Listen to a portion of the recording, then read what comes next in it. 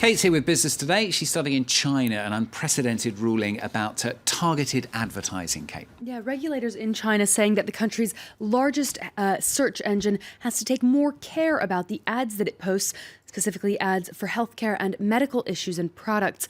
Now, controversy erupted after a 21-year-old student underwent an experimental cancer treatment that he found on Baidu. This treatment was unsuccessful and he died last month, leaving behind accusations that the internet giant was promoting false medical information. Catherine Clifford has the details. Before his death in April, student Wei Zexi published this letter online. In it, he accuses China's biggest search engine of being at least partly to blame for the worsening in his condition. He had tried an experimental cancer treatment that came up top on his Baidu search and chose a hospital the same way. Wei Zexi's case sparked a huge debate on Baidu's responsibility to citizens. The search engine's been blasted by regulators for giving too much weight to paid advertisements without checking their claims. Following an investigation, Chinese regulators demanded that Baidu stop promoting healthcare ads and medical institutions unchecked by the government, no longer rank their search results by ad fee price but by credibility, and give over no more than 30% of results per page to sponsored links. The internet giant agreed to all demands made, but said the overhaul would affect its short-term interests. Analysts say healthcare represents 20 to 30% of the company's search revenue, while search revenues themselves made up some 84% of sales in 2015. What about the markets then, Kate? How are they faring today? Well, Asian markets trended mostly higher. The Nikkei closing up about 2%, leading gains there. More economic data coming out from Beijing this morning after disappointing trade figures over the weekend. Officials said that Chinese consumer prices had held steady at 2.3% last month, just slightly less than what most analysts had predicted. European indices opening in the green, the banking sector trending upwards. Credit Suisse shares seeing a boost over 5%, despite reporting nearly $500 million in losses for the first quarter. The bank says that its cost-cutting program is going according to plan, and it expects to see an improving trend in the coming months.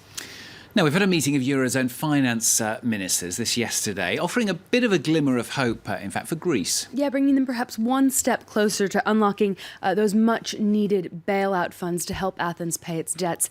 International creditors said that the country's reforms were heading in the right direction. Germany also backed down on its stiff opposition to debt relief, perhaps bowing to pressure from the International Monetary Fund, which had threatened to pull out of the bailout altogether if some kind of debt restructuring wasn't agreed to. Remember, Greek debt represents 180% of its GDP, an unsustainable amount, according to the head of the Eurogroup. More discussions expected in the run-up to the next Eurogroup meeting on May the 24th. And another country struggling with the debt crisis, this is Puerto Rico. They're expecting some possible help, though, from Washington this week. Yeah, the U.S. Congress is going to be unveiling new legislation on Wednesday aimed at helping the U.S. territory get its $70 billion debt under control.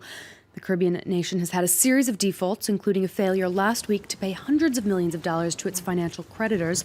The governor said it was more important to continue providing basic services to its 3.5 million residents than to pay those debts.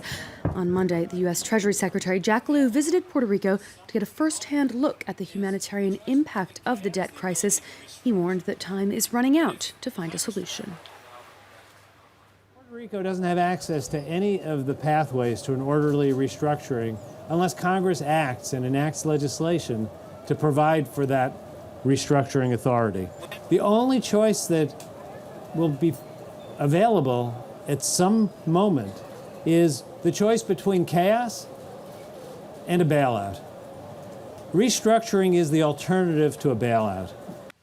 Jack Lew there. Now, finally, it is not quite a robot takeover, but a new report puts a price tag for us on just how much drones are transforming our economy. Yeah, it's not all fun and games, those drones that are zipping around increasingly through the air.